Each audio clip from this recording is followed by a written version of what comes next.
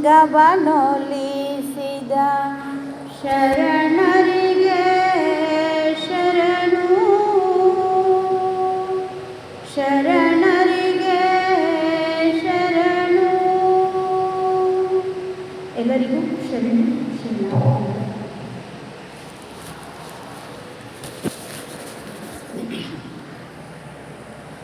ಪಂಚಮಹಾಭೂತದಿಂದ ಜಗವು ರೂಪುದಾಳಿದಂತೆ ಪಂಚೀಕೃತಗೊಂಡು ಬಂತು ದೇಹ ರೂಪ. ದೇಹ ಸೃಷ್ಟಿ ಸ್ಥಿತಿ ಲಯಗಳು ಪಂಚಮಹಾಭೂತದೊಳಗು. ಆಹಾರವು ರೋಗಹರವು ಮೂಲಭೂತವೋ. ಆಹಾರವು ರೋಗಹರವು ಮೂಲಭೂತವೋ. ಪಂಚಮಹಾಭೂತವಲ್ಲ ದೇಹವಲ್ಲ ಅದರೊಳಗಿಹ ಚೇತನವದ ನಮ್ಮೆಲ್ಲರ ನಿಜ ಸ್ವರೂಪ. ಆರಿಗಾರೂ ಇಲ್ಲ ಜಗದೊಳೇನು ಸಾರವಿಲ್ಲ ಇಲ್ಲಿ ಎನ್ನುವುದೆಲ್ಲ ಜೊಳ್ಳು ಚೇತನದರಿವಿನಲಿ. ಕಿವಿಗೆ ಶಬ್ದ, ಕಣ್ಗೆ ರೂಪ, ಜಿಹ್ವೆಗೆ ರುಚಿ, ತ್ವಚೆಗೆ ಸ್ಪರ್ಶ, ಇವುಗಳಂತೆ ಪರಿಮಳ ನಾಸಿಕದ ಆಹಾರ. ನಿನಗೆ ಶಬ್ದ ಕೇಳಲೆಂದು ಕಿವಿಯ ನಿತ್ಯ ಚೇತನಕ್ಕೆ ಆಕಾಶವೇ ಕಿವಿ ಕೇಳದೆ ನಿನ್ನ ಮೊರೆಯ. ನಿನಗೆ ಅಂದ ಕಾಣಲೆಂದು ಕಣ್ಣ ನಿತ್ಯ ಚೇತನಕ್ಕೆ ಸುರಚಂದ್ರ ಕಣ್ಣಾಗಿರೆ ನಿನ್ನ ನಡೆಸರೆ. ರಸವ ಸವಿದು ನಲು ಜೀವೆಯಂದೆ ಇದ್ದ ಚೇತನವದು ಸಾಗರವೇ ನಾಲಿಗೆಯಾಗಿ ಸುಖವನೀಯದೆ. ನಿನಗೆ ಮುಟ್ಟಿಯಾಡಲೆಂದು ತ್ವಚೆಯ ನಿತ್ಯ ಚೇತನಕ್ಕೆ ಪವನ ಚಲನವೆನಿಸೆ ನಿನ್ನ ಎತ್ತಿಕೊಳ್ಳದೆ. ಪರಿಮಳವನ್ನು ಸವಿಯಲೆಂದು ಮೂಗ ನಿತ್ಯ ಚೇತನವದು ಭುವಿನಾಸಿಕವಾಗಿ ಕೊಳೆಯ ಕಳೆದು ಹಾಕದೆ. ಭುವಿನಾಸಿಕವಾಗಿ ಕೊಳೆಯ ಕಳೆದು ಹಾಕದೆ. ಜಾಗ್ರ ಸ್ವಪ್ನ ನಿದ್ರೆಗಳಲ್ಲಿ ಚೇತನದಲ್ಲಿ ಮನವ ನಿಲ್ಲಿಸೆ. ಕಾಯಿಲೆಗಳ ಕೀಲು ಮುರಿದು ಬೀಳದಿರುವುದೇ. ಕಾಯಿಲೆಗಳ ಕೀಲು ಮುರಿದು ಬೀಳದಿರುವುದೇ. ಕಾಯಿಲೆಗಳ ಕೀಲು ಮುರಿದು ಬೀಳದಿರುವುದೇ. ಚೇತನವೇ ತಾನಾಗುತ್ತ ಅದನ್ನು ಎಲ್ಲರೊಳಗೂ ಕಾಣಲಾರೋಗ್ಯದ ಮೂಲವೀಗ ತಿಳಿಯದಿರುವುದೇ. ಆರೋಗ್ಯದ ಮೂಲವೀಗ ತಿಳಿಯದಿರುವುದೇ.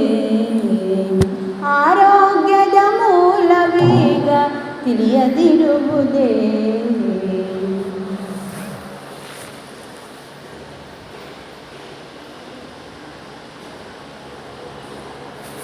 ಜುಗುಳ ಗ್ರಾಮದ ಎಲ್ಲ ಮಹಾಜನತೆ ಮತ್ತು ಪೂಜ್ಯ ಶಾಂತಗಂಗಾಧರ ಮಹಾಸ್ವಾಮಿಗಳು, ಇಲ್ಲಿ ವೇದಿಕೆಯ ಮೇಲೆ ಪೂಜಿಸಲ್ಪಟ್ಟಂತಹ ಶ್ರೀ ಸಿದ್ದೇಶ್ವರ ಪಗಳು ಮತ್ತು ವೇದಾಂತ ಕೇಶರಿ ಮಲ್ಲಿಕಾರ್ಜುನ ಪಗಳು ಎಲ್ಲರ ಶ್ರೀಪಾದಕ್ಕೆ ಹನ್ನೊಂದು.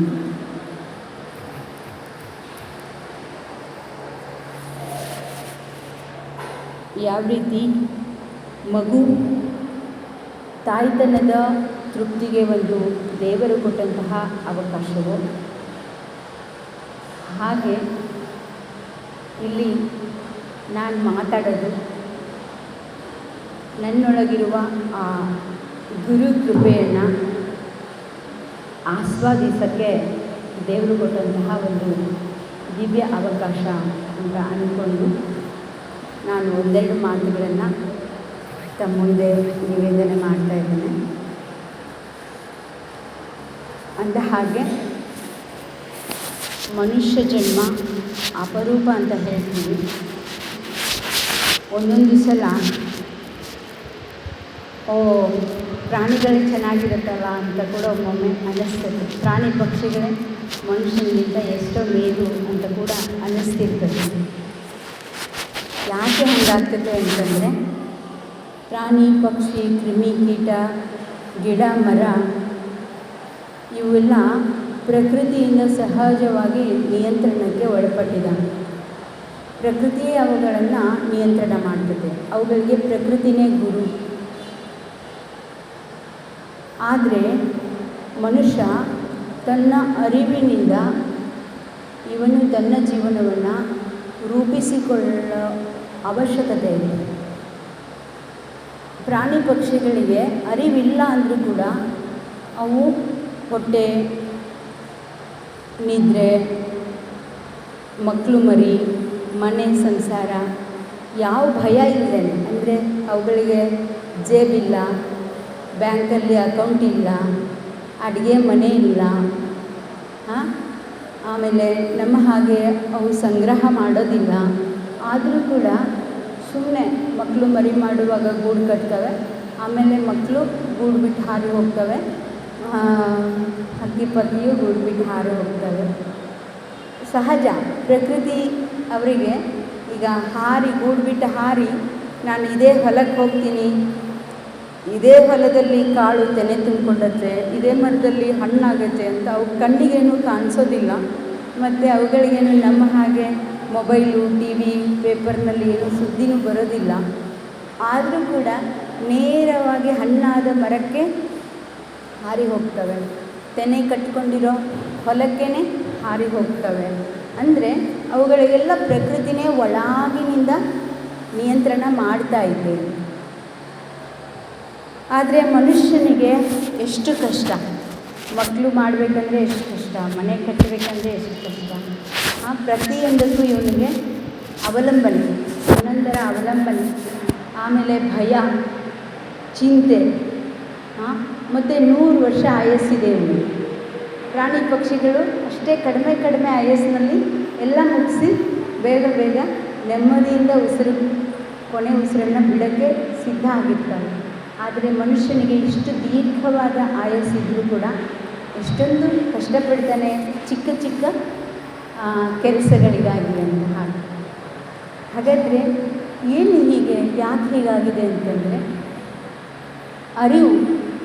ಅರಿವನ್ನು ಇವನು ತಾನೇ ಸೃಷ್ಟಿ ಮಾಡ್ಕೊಳ್ಬೇಕಾಗ್ತದೆ. ತನ್ನೊಳಗಿರೋ ಅರಿವನ್ನು, ಅಂದರೆ ಈಗ ಪಂಚಮಹಾಭೂತಗಳಿದ್ದಾವ, ಆಕಾಶ, ವಾಯು, ತೇಜ, ಜಲ, ಭೂಮಿ, ಇವೆಲ್ಲ ಇದಾವಲ್ಲ. ಸರಿಯೇ, ಪ್ರಾಣಿಗಳಿಗೂ ಅವೇ ಇದ್ದಾವ, ಮನುಷ್ಯನಿಗೂ ಅವೇ ಇದ್ದಾವೆ. ಆದರೆ ಅರಿವಿನಿಂದ ತನ್ನದೇ ಆದ ಆಕಾಶವನ್ನು ಮನುಷ್ಯ ಸೃಷ್ಟಿ ಮಾಡ್ಕೊಳ್ಬೇಕು. ಅದರ ಮೂಲಕ ಇವನು ಜ್ಞಾನವನ್ನು ಗ್ರಹಿಸಿ ತನ್ನ ಬದುಕನ್ನು ರೂಪಿಸ್ಕೊಳ್ಬೇಕಾಗ್ತದೆ. ಮಿಕ್ಕ ಎಲ್ಲ ಪ್ರಾಣಿಗಳು ಊಟ ಮಾಡ್ತವೆ.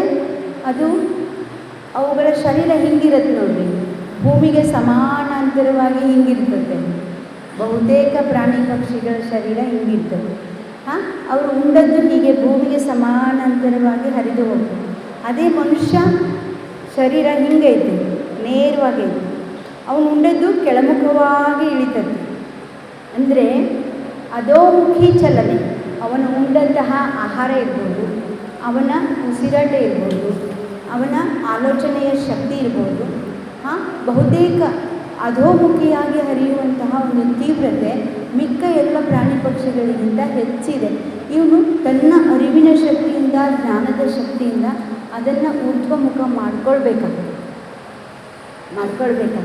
ಪ್ರಯತ್ನ ಬೇಕಾಗ್ತದೆ, ಪುರುಷಾರ್ಥ ಬೇಕಾಗ್ತದೆ. ಅದಕ್ಕೇ ಹೆಚ್ಚು ಸಮಯ ಗರ್ಭವಾಸದಲ್ಲಿ ಇದ್ದು ಮನುಷ್ಯ ಪ್ರಾಣಿ ಹೊರಗೆ ಬರ್ತದೆ. ಗರ್ಭವಾಸದಲ್ಲಿ ಅಷ್ಟೊಂದು ತಯಾರಿ ಮಾಡ್ಕೊಳ್ತದೆ. ಮತ್ತು ಬೇರೆ ಎಲ್ಲ ಪ್ರಾಣಿ ಹುಟ್ಟಿದ ತಕ್ಷಣ ಎದ್ದು ನಿಲ್ತದೆ, ಆಮೇಲೆ ತಿನ್ನೋಕ್ಕೆ ಶುರು ಮಾಡ್ತದೆ, ನಡೆದಾಡೋಕ್ಕೆ ಶುರು ಮಾಡ್ತಾವ. ಹೌದು ನೋಡ್ರಿ, ಬೇಕಾದ್ರೆ ದನ ಕರುಗಳು ಮೇಕೆ ಎಲ್ಲ ಹುಟ್ಟಿದ ತಕ್ಷಣ ಎದ್ದು ನಿಲ್ತಾವ, ಕುಣಿದಾಡಕ್ಕೆ ಸ್ಟಾರ್ಟ್ ಮಾಡ್ತಾವೆ. ಆದರೆ ಮನುಷ್ಯ ಪ್ರಾಣಿ ಮಾತ್ರ ಹುಟ್ಟಿದಾಗ ಸುಮ್ಮನೆ ಮಲ್ಕೊಂಡೇ ಇರ್ತೈತೆ. ಎಷ್ಟೋ ದಿನ ಬೇಕು ಅದಕ್ಕೆ, ಹೊಟ್ಟೆ ಹಾಕಕ್ಕೆ ಒಂದಿಷ್ಟು ದಿನ ಬೇಕು, ಆಮೇಲೆ ಅಂಬೆಗಾಲು ಹಚ್ಚಕ್ಕೆ ಒಂದಿಷ್ಟು ದಿನ ಬೇಕು, ಎದ್ದು ಕೂಡಕ್ಕೆ ಒಂದಿಷ್ಟು ದಿನ ಬೇಕು, ನಿಲ್ಲಕ್ಕೆ ಎಷ್ಟೋ ದಿನ ಬೇಕು, ವರ್ಷಗಟ್ಟಲೆ ಸಮಯ ತಗೊಳ್ತೈತೆ ಒಂದು ಹೆಜ್ಜೆ ಮೇಲೆ ಹೆಜ್ಜೆ ಇಡೋಕ್ಕೆ. ನಿಧಾನವಾಗಿ ಬೆಳವಣಿಗೆ ಆಗ್ತದೆ. ಹಾಗಾದರೆ ಪ್ರಾಣಿಗಳು ಎಷ್ಟು ಬೇಗ ಹುಟ್ಟಿದ ತಕ್ಷಣ ಎದ್ದು ನಿಂತು ಬಿಡ್ತಾವ, ಆಮೇಲೆ ಎಲ್ಲನೂ ತಿನ್ನೋಕ್ಕೆ ಶುರು ಮಾಡ್ತಾವ.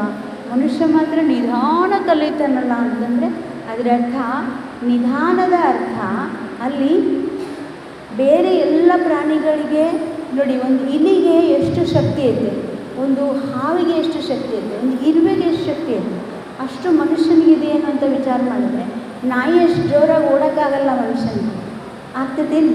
ಅದರ ಮೂಗು ಎಷ್ಟು ಸೂಕ್ಷ್ಮ, ಅಷ್ಟು ಮನುಷ್ಯನಿಗೆ ಮೂಗಿನ ಶಕ್ತಿ ಐತೇನು? ಒಂದೊಂದು ಪ್ರಾಣಿಗೆ ಎಷ್ಟೆಷ್ಟು ಶಕ್ತಿ ಐತೆ. ಆದರೆ ಮನುಷ್ಯನಿಗೆ ನೋಡಿದರೆ ಏನು ಆ ಪ್ರಾಣಿಗಳಿಗಿರುವಷ್ಟು ಶಕ್ತಿ ಇಲ್ಲವೇ ಇಲ್ಲ ಅಂತ ಅನ್ನಿಸ್ತದೆ. ಹಾಗಾದರೆ ಈ ಎಲ್ಲ ಪ್ರಾಣಿಗಳ ಜೊತೆ ನಾವು ಸ್ಪರ್ಧೆ ಮಾಡೋಕ್ಕಾಗೋದೇ ಇಲ್ಲ, ಅವು ನೋಡಿದರೆ ಪ್ರಕೃತಿ ಜೊತೆ ಎಷ್ಟು ಚೆನ್ನಾಗಿ ಹೊಂದ್ಕೊಂಡು, ಎಷ್ಟು ಬೇಗ ಬೆಳ್ಕೊಂಡು ಸಲೀಸಾಗಿ ಮಕ್ಕಳು ಮನೆ ಸಂಸಾರ ಅಂದ್ಕೊಂಡು ಏನೂ ಚಿಂತೆ ಇಲ್ಲದೇ ನಡ್ಕೊಂಡು ಹೋಗ್ಬಿಡ್ತಾವಲ್ಲ ಅಂತಂದರೆ ಮನುಷ್ಯನಿಗೆ ಯಾಕಿಷ್ಟು ಕಷ್ಟ, ಯಾಕಿಷ್ಟು ನಿಧಾನ ಅಂತಂದರೆ ಮನುಷ್ಯ ಪ್ರಾಣಿಗಳ ಹಾಗೆ ಉಣ್ಕೊಂಡು ತಿನ್ಕೊಂಡು ಓಡಾಡಿಕೊಂಡು ಆಟ ಆಡಿಕೊಂಡು ಮಜಾ ಮಾಡಿಕೊಂಡು ಬದುಕಕ್ಕೆ ಬಂದಿಲ್ಲ. ಅವುಗಳಿಗಿಂತ ಭಿನ್ನವಾಗಿ ಇನ್ನೂ ವಿಶೇಷವಾಗಿ ಅವನು ಜ್ಞಾನಪೂರ್ಣತೆಯನ್ನು ಸಾಧಿಸೋಕ್ಕೋಸ್ಕರ ಮನುಷ್ಯನ ಹುಟ್ಟಿದೆ. ಅದಕ್ಕೋಸ್ಕರ ಪ್ರಾಣಿಗಳಿಗಿಂತ ಇವನಿಗೆ ಆಟ ಓಟ ಪಾಠ ಅದರಲ್ಲಿ ಮಜಾ ಮಾಡೋದರಲ್ಲಿ ಅವನು ಮನುಷ್ಯನನ್ನು ಪ್ರಾಣಿಗಳಿಗೆ ಹೋಲಿಸೋದಕ್ಕೆ ಆಗೋದಿಲ್ಲ. ಇವನೇನಾದರೂ ವಿಶೇಷವಾಗಿರಬೇಕಾಗಿತ್ತು ಪ್ರಾಣಿಗಳಿಗಿಂತ ಅಂತಂದರೆ ಜ್ಞಾನದಲ್ಲಿ ವಿಶೇಷವಾಗಿರೋಕ್ಕೆ ಸಾಧ್ಯ, ಅರಿವಿನಲ್ಲಿ ವಿಶೇಷವಾಗಿರೋಕ್ಕೆ ಸಾಧ್ಯ. ಬಿಟ್ಟರೆ ಕೈ ಕಾಲುಗಳ ಶಕ್ತಿ ಆಗಿರ್ಬೋದು, ಅಥವಾ ಕಣ್ಣು ಮೂಗುಗಳ ಶಕ್ತಿ ಆಗಿರ್ಬೋದು, ಮಕ್ಕಳನ್ನು ಹೆರೋ ಶಕ್ತಿ ಆಗಿರ್ಬೋದು. ಒಂದು ತಿಗ್ನೆ ಎಷ್ಟು ಮಕ್ಕಳನ್ನು ಹೆರ್ತದೆ, ಹಾಸಿಗೆನಲ್ಲಿರೋ ತಿಗ್ನೆ ಇವಾಗ ಅದು ಹೊಗೆ ಬಿಟ್ಟತ್ತಲ್ಲ, ಏನು ತಿಗ್ನೆ ಸೊಳ್ಳೆ ಅವು ಎಷ್ಟು ಮಕ್ಕಳು ಮಾಡ್ತಾವೆ, ಅಷ್ಟು ಮನುಷ್ಯನಿಗೆ ಮಾಡೋಕ್ಕಾಗ್ತದೇನು? ಒಂದು ಬ್ಯಾಕ್ಟೀರಿಯಾ, ಒಂದು ವೈರಸ್ಸು ಲಕ್ಷ ಉಟ್ಕೊತೈತೆ, ಅದು ಬದುಕೋದು ಒಂದು ಕ್ಷಣ, ಒಂದು ನಿಮಿಷನೂ ಬದುಕೋದಿಲ್ಲ, ಆದರೂ ಅಷ್ಟರಲ್ಲೇ ಅಷ್ಟೊಂದು ಸಂಸಾರ ಮಾಡ್ತದೆ. ಅದೆಲ್ಲ ನೋಡಿದರೆ ಮನುಷ್ಯ ಎಷ್ಟು ಒಂದು 10 ಮಕ್ಕಳು, ಮೊದಲೆಲ್ಲ 10 ಮಕ್ಕಳು 12 ಮಕ್ಕಳು, ಇವತ್ತು ಒಂದು ಬಿಟ್ಟರೆ ಬಹಳ ಅಂದರೆ 2 ಮಕ್ಕಳು. ಹಾಗೆ ನೋಡಿದರೆ ಹೆಂಗೆ ಬುದ್ಧಿ ಬೆಳೀತಾ ಹೋದೋ, ಹೌದು ಬುದ್ಧಿ ಬೆಳೀತಾ ಹೋದೋ, ಮನುಷ್ಯ ಜಾಣ ಆಗ್ತಾ ಹೋದ್ನೋ ಅಷ್ಟು ಅವನಿಗೆ ಮಕ್ಕಳು ಮಾಡೋ ಶಕ್ತಿ ಕೂಡ ಕಡಿಮೆ. ಹೌದು, ಅದು ಗೊತ್ತಾಗತ್ತಲ್ಲ. ಅಂದರೆ ಅದರರ್ಥ ಜ್ಞಾನದಲ್ಲಿ ವಿಕಾಸವಾಗಿರಬೇಕಾಗಿರುವ ಮನುಷ್ಯ ಮಿಕ್ಕ ಎಲ್ಲ ಪ್ರಾಣಿಗಳ ಜೊತೆ ಯಾವುದೇ ಕಾರಣಕ್ಕೂ ಪೈಪೋಟಿ ಮಾಡೋಕ್ಕೆ ಸಾಧ್ಯ ಇಲ್ಲ, ಸ್ಪರ್ಧೆ ಮಾಡೋದಕ್ಕೆ ಸಾಧ್ಯ ಇಲ್ಲ. ಮತ್ತು ಮನುಷ್ಯ ಏನು ಜ್ಞಾನದಲ್ಲಿ ವಿಕಾಸ ಆಗ್ತಾನೆ, ಆ ಒಂದು ವಿಕಾಸದ ವಿಶೇಷತೆ ಪ್ರಾಣಿ ಪಕ್ಷಿಗಳಲ್ಲಿ ನಾವು ಕಾಣೋದಕ್ಕೆ ಸಾಧ್ಯ ಇಲ್ಲ. ಹಾಗಾದರೆ ಈಗೊಂದು ಯಾವುದಾದ್ರೂ ಒಂದು ಯಂತ್ರವನ್ನು ನಾವು ಯಾವುದಕ್ಕೆ ಉಪಯೋಗಿಸ್ಬೇಕು, ಅದಕ್ಕೆ ಉಪಯೋಗಿಸ್ಬೇಕು. ಮತ್ತು ಅದಕ್ಕೆ ಏನು ಆಹಾರ ಕೊಡಬೇಕು, ಅದನ್ನೇ ಆಹಾರ ಕೊಡಬೇಕು. ಈಗ ಒಂದು ಇದು ವಿಮಾನ ಇದೆ, ವಿಮಾನಕ್ಕೆ ನಾವು ಸೀಮೆ ಎಣ್ಣೆ ಅಥವಾ ಚುಮ್ಮಿ ಎಣ್ಣೆ ಹಾಕಿದ್ರೆ, ಪೆಟ್ರೋಲ್ ಗಾಡಿಗೆ ಡೀಸೆಲ್ ಹಾಕಿದ್ರೆ ಹೌದಿಲ್ಲ, ಅದು ಕಾರ್ಬನ್ ಬರ್ತೈತೆ, ಅದು ಓಡಂಗಿಲ್ಲ, ಅದು ಸರಿಯಾಗಿ ಕೆಲಸ ಮಾಡೋಂಗಿಲ್ಲ. ಹಂಗೆ ಈ ಒಂದು ಯಂತ್ರ, ಮನುಷ್ಯ ಅನ್ನುವಂತಹ ಒಂದು ಜನ್ಮ, ಈ ಒಂದು ಯಂತ್ರವನ್ನು ಯಾವ ಉದ್ದೇಶಕ್ಕೋಸ್ಕರ ಈ ಪ್ರಕೃತಿ ಸೃಷ್ಟಿ ಮಾಡುತ್ತೆ, ಮತ್ತು ಅದಕ್ಕೆ ಆಹಾರ ಏನು ಕೊಡಬೇಕು, ಅದಕ್ಕೆ ಯಾವ ರೀತಿ ಸಂಸ್ಕಾರ ಮತ್ತು ಶಿಕ್ಷಣ ಕೊಡಬೇಕು, ಅದೇ ರೀತಿ ನಾವು ಬಳಸಿದರೆ ಮಾತ್ರ ಅದು ಆ ಉದ್ದೇಶಕ್ಕೋಸ್ಕರನೇ ಕೆಲಸ ಮಾಡ್ತೀವಿ. ವಿಮಾನಕ್ಕೆ ಚಿಮ್ನಿಯಲ್ಲಿ ಹಾಕಿದರೆ ಹೆಂಗೆ ಅದು ಓಡಂಗಿಲ್ಲೋ ಹಂಗೆ ಜ್ಞಾನಕ್ಕೋಸ್ಕರ ಮೀಸಲಾಗಿರುವಂತಹ ಈ ಜನ್ಮಕ್ಕೆ ನಾವು ಯಾವ ರೀತಿ ಆಹಾರ ತಗೊಳ್ಬೇಕು, ಯಾವ ಥರ ಆಲೋಚನೆ ಮಾಡಬೇಕು, ಏನು ನೋಡಬೇಕು, ಹೆಂಗೆ ಕೇಳಬೇಕು, ಯಾವ ಥರ ನಡೆದಾಡಬೇಕು, ಅದೇ ಥರ ನಿಯಮಕ್ಕೆ ಅನುಸಾರವಾಗಿ ನಾವು ಮಾಡಿದರೆ ಮಾತ್ರ ನಾವು ಈ ಜನ್ಮದ ಉದ್ದೇಶವಾದ ಜ್ಞಾನದಲ್ಲಿ ವಿಕಾಸ ಆಗೋದಕ್ಕೆ ನಮ್ಮಿಂದ ಸಾಧ್ಯವಾಗುತ್ತದೆ. ಅದಕ್ಕೆ ಮನುಷ್ಯನ ಜನ್ಮಕ್ಕೆ ಏನಂತ ಕರೀತಾರೆ ಅಂದ್ರೆ ಅರಿವಿನ ಜನ್ಮ ಅಂತ ಕರೀತಾರೆ. ಮಿಕ್ಕ ಎಲ್ಲ ಪ್ರಾಣಿ ಪಕ್ಷಿಗಳು ಕತ್ಲೊಳಗದವನು, ಮರವೆಯೊಳಗದವನು, ಗಾಢವಾದ ಅಂಧಕಾರದಲ್ಲಿ. ಅಂದರೆ ನನಗೆ ನಾನು ಕಾಣಿಸಂಗಿಲ್ಲ, ನನ್ನ ಎದುರುಗಡೆ ಯಾರದಾರ ಅವರು ಕಾಣಿಸಂಗಿಲ್ಲ. ಕತ್ಲೊಳಗೆ ಯಾರೇ ಕಾಣಿಸ್ತಾರೇನು? ನನ್ನ ಕೈ ಕಾಲೇ ನಂಗೆ ಕಾಣಂಗಿಲ್ಲ. ಆಮೇಲೆ ಎದುರುಗಡೆ ಯಾರಿದಾರ ಅವರೂ ಕಾಣಂಗಿಲ್ಲ. ಸುತ್ತಮುತ್ತಲು ಇರೋ ವಸ್ತುಗಳು ನಮಗೆ ಕಾಣಿಸಂಗಿಲ್ಲ. ಹೆಂಗೋ ಹಂಗೆ ಗಾಢವಾದ ಅಂಧಕಾರದಲ್ಲಿ ಇರುವಂತಹ ಪ್ರಾಣಿ ಪಕ್ಷಿ ಮಿಕ್ಕ ಎಲ್ಲ ಜೀವರಾಶಿಗಳಿಗೆ ಅವುಗಳಿಗೆ ತಮ್ಮ ಸ್ವಂತ ಪರಿಚಯವೂ ಇಲ್ಲ, ಯಾರು ಅಂತ ಅವುಗಳಿಗೆ ಗೊತ್ತಿಲ್ಲ. ಮತ್ತು ಎದುರಿಗೆ ಇರೋರು ಯಾರು ಅಂತಲೂ ಅವರಿಗೆ ಗೊತ್ತಾಗೋದಿಲ್ಲ. ಆದರೆ ಮನುಷ್ಯ ಹುಟ್ಟುವಾಗಲೇ ತನ್ನ ಅರಿವನ್ನು ಹೊತ್ಕೊಂಡೇ ಹುಟ್ಟಿ ಬಂದಾನ. ಹೆಂಗೆ ಈಗ ಗಾಢವಾದ ಅಂಧಕಾರ ಆದಮೇಲೆ ಕತ್ಲು ಸರಿದ ಮೇಲೆ ಬೆಳಗ್ಗೆ ಕೆಂಪು ಸೂರ್ಯ ಬರ್ತಾನೆ ನೋಡ್ರಿ, ಅರುಣೋದಯ ಬರ್ತೈತಲ್ಲ, ಹಂಗೆ ಈ ಮನುಷ್ಯ ಜನ್ಮ ಕತ್ಲು ಕಳೆದ ಮೇಲೆ ಹೆಂಗೆ ಕೆಂಪು ಸೂರ್ಯ ಬರ್ತಾನಲ್ಲ, ಹಂಗೆ ಪ್ರಾಣಿ ಪಕ್ಷಿ ಕ್ರಿಮಿ ಕೀಟಗಳು ಈ ಎಲ್ಲ ಜನ್ಮಗಳಿಗೆ ಒಂದು ಜನ್ಮಗಳ ಒಂದು ಅಂಧಕಾರದ ನಂತರದ ಬೆಳಕು ಪ್ರಕಾಶದಂತೆ ಅರುಣೋದಯದಂತೆ ಮನುಷ್ಯ ಜನ್ಮ ಅರಿವಿನಿಂದ ಕೂಡಿದೆ. ಈಗ ಕೆಂಪು ಸೂರ್ಯ ಬಂದಾಗ ನಮ್ಮದೆಲ್ಲ ದೃಷ್ಟಿ ಯಾರ ಕಡೆ ಹೋಗ್ತದೆ? ಸೂರ್ಯನ ಕಡೆ ನೋಡ್ತೀವಿ. ನಾವು ಸ್ವಾಭಾವಿಕವಾಗಿ ಸೂರ್ಯನ ಕಡೆ ನೋಡ್ತೀವಿ. ಮತ್ತು ನಮ್ಮ ಕಣ್ಣು ಅದನ್ನು ನೋಡೋಕ್ಕೆ ಸಹಿಸ್ಕೊಳ್ಳೋಕ್ಕೆ ಸಾಧ್ಯ ಇದೆ. ಅದೇ ಸೂರ್ಯೋದಯ ಆದ ಕೂಡಲೇ ಸೂರ್ಯನ ಕಡೆ ನೋಡ್ತೀವಿ ನಾವು, ನಮ್ಮ ಚಿತ್ತ ಏನಾಗ್ತದೆ ಪಲ್ಲಟ ಆಗಿಬಿಟ್ಟು ಸೂರ್ಯನ ಬೆಳಕಿನಾಗ ಏನೇನು ಕಾಣಿಸಕತ್ತಲ್ಲ, ಹಸಿರು ಕೆಂಪು ಎಲ್ಲ ಈ ಪ್ರಕೃತಿಯ ವೈವಿಧ್ಯಮಯವಾದ ಚಟುವಟಿಕೆಗಳ ಕಡೆಗೆ ನಮ್ಮ ಗಮನ ಹೋಗ್ತದೆ. ಸೂರ್ಯನ ಯಾರೂ ನೋಡೋಂಗಿಲ್ಲ. ಸೂರ್ಯನ ಬೆಳಕೊಳಗೆ ಏನೇನು ಕಾಣಿಸಲ್ಲ ಅದರೊಳಗನೆ ಮುಳುಗಿಬಿಡುತ್ತೆ. ಹಂಗೆ ಮನುಷ್ಯ ಜನ್ಮ ಇದು ಅರಿವಿನ ಜನ್ಮವೇ ಆಗಿದ್ದರು ಹುಟ್ಟುವ ಪ್ರತಿ ಮಗುವು ಕೂಡ ಅರಿವನ್ನು ತಗೊಂಡೇ ಹುಟ್ಟಿ ಬಂದಿದ್ದರೂ ಕೂಡ ಯಾವ ರೀತಿ ಅರುಣೋದಯ ಸಮಯದಲ್ಲಿ ನಮ್ಮ ಗಮನ ಸೂರ್ಯನ ಕಡೆಗಿರುತ್ತದೆ ಮತ್ತು ಸೂರ್ಯೋದಯವಾದ ತಕ್ಷಣ ನಮ್ಮ ದೃಷ್ಟಿ ಪಲ್ಲಟವಾಗಿ ಪ್ರಕೃತಿಯ ವೈವಿಧ್ಯದ ಕಡೆಗೆ ಹೆಂಗೆ ಸೋರಿ ಹೋಗ್ತದೋ ಹಾಗೆ ಮನುಷ್ಯ ಏನಾಗ್ತಾನಂತಂದ್ರೆ ತಾನು ಜ್ಞಾನಪೂರ್ಣತೆಗೋಸ್ಕರವೇ ಜನ್ಮ ಪಡೆದಿದ್ದರೂ ಕೂಡ ಅದೇ ಅವನ ಮುಖ್ಯ ಉದ್ದೇಶ ಆಗಿದ್ದರೂ ಕೂಡ ಆ ಉದ್ದೇಶ ಪಲ್ಲಟ ಆಗಿಬಿಟ್ಟು ಎಲ್ಲ ಪ್ರಾಣಿಗಳಂಗೆ ಪಕ್ಷಿಗಳಂಗೆ ಸುಮ್ಮನೆ ಅನುಕರಣೆ ರೂಢಿ. ಅವ್ರು ಹಂಗೆ ಮಾಡ್ತಾರೆ ನಾನು ಹಂಗೆ ಮಾಡೋದು, ಇವ್ರು ಹಿಂಗೆ ಮಾಡ್ತಾರೆ ನಾನು ಹಿಂಗೆ ಇರೋದು, ಎಲ್ಲರೂ ಹೆಂಗಿರ್ತಾರೆ ಹಂಗಿರೋದಪ್ಪ. ಹಿಂಗೆ ಏನಾಗ್ಬಿಡ್ತದಂದ್ರೆ ಅವನ ಚಿತ್ತ ಪಲ್ಲಟ ಆಗಿಬಿಟ್ಟು ಪ್ರಾಣಿಗಳಂಗೂ ಬದುಕೋಕ್ಕಾಗಲ್ಲ, ಇತ್ತು ಮನುಷ್ಯರಂಗೂ ಜೀವನ ರೂಪಿಸ್ಕೊಳ್ಳೋಕ್ಕಾಗಲಿಲ್ಲ. ಈ ಹೊಯ್ದಾಟದ ನಡುವೆ ಇವನ ಬದುಕೇನಾಗ್ತದೆ ಒಂದು ಗುದ್ದಾಟ ಆಗಿಬಿಡ್ತದೆ. ಹಾಗಾದ್ರೆ ಈ ಅರಿವು ಅದು ಗಟ್ಟಿಯಾಗಿ ನಿಲ್ಲಬೇಕು ಮತ್ತು ಜ್ಞಾನಪೂರ್ಣತೆ ಕಡೆಗೇನೇ ನಮ್ಮ ಗಮನ ಇರಬೇಕು, ಅದು ಅಲ್ಗಾಡಬಾರ್ದು. ಆ ಶಿಕ್ಷಣ ಎಲ್ಲಿ ಸಿಗ್ತದೆ ಅಂತ ಕೇಳಿದರೆ ತಾಯಿ ಮೊದಲ ಗುರು, ಜನನಿ ತಾನು ಮೊದಲ ಗುರು, ಮನೆ ಇದು ಮೊದಲ ಪಾಠಶಾಲೆ. ಹಾಗಾದರೆ ನಮ್ಮ ಮನೆ ಯಾವುದಪ್ಪ?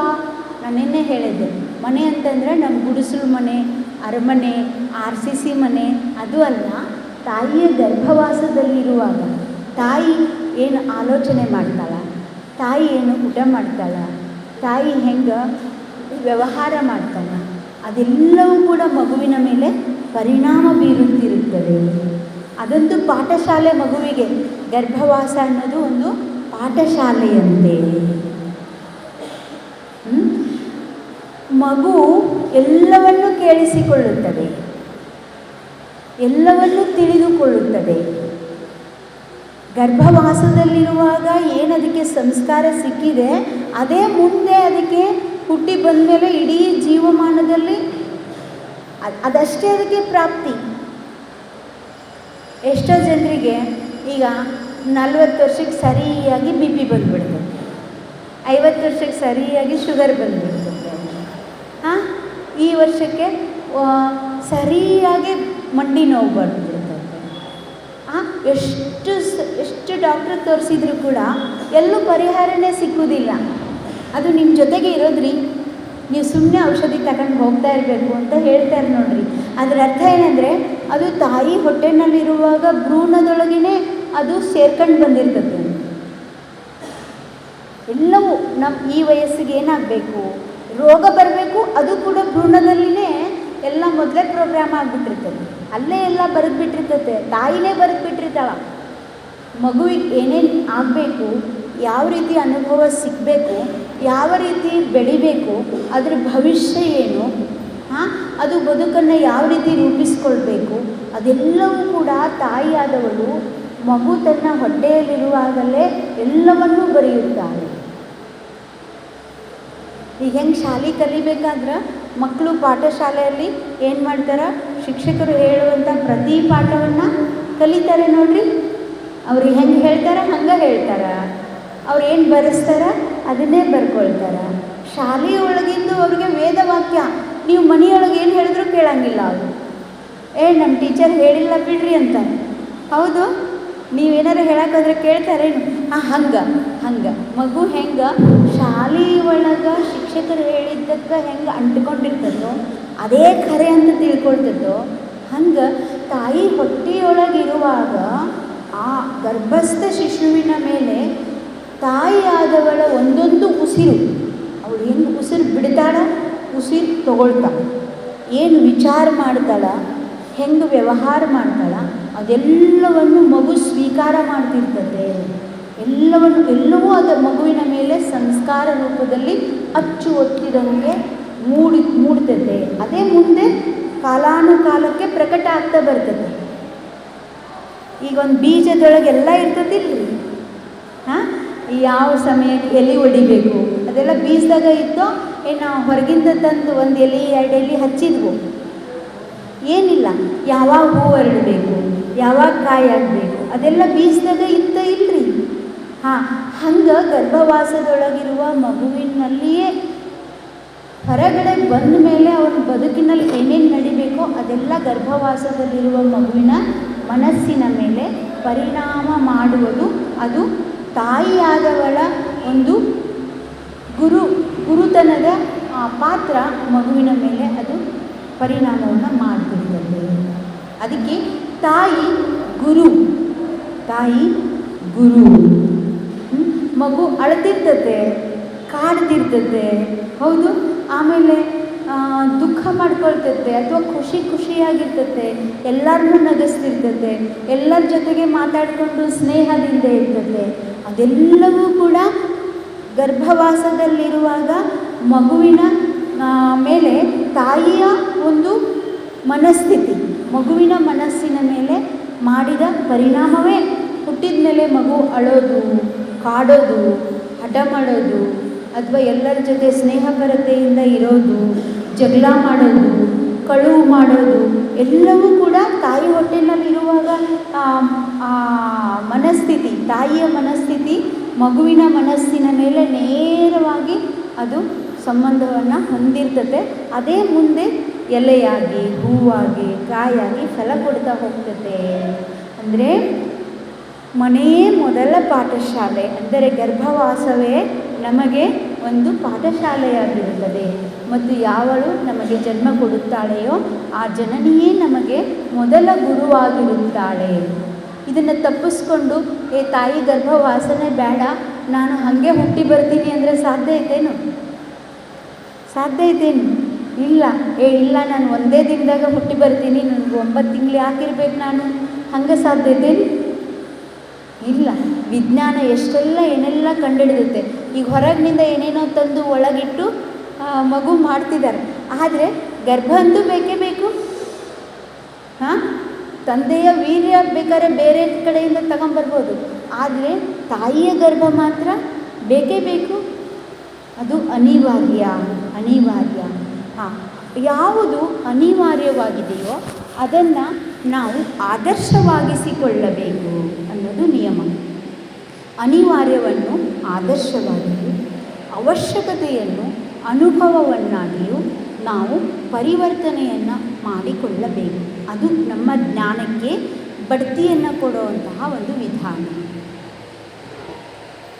ದಿನೇ ದಿನೇ ಜ್ಞಾನದಲ್ಲಿ ಬಡ್ತಿ ಸಿಗಬೇಕು.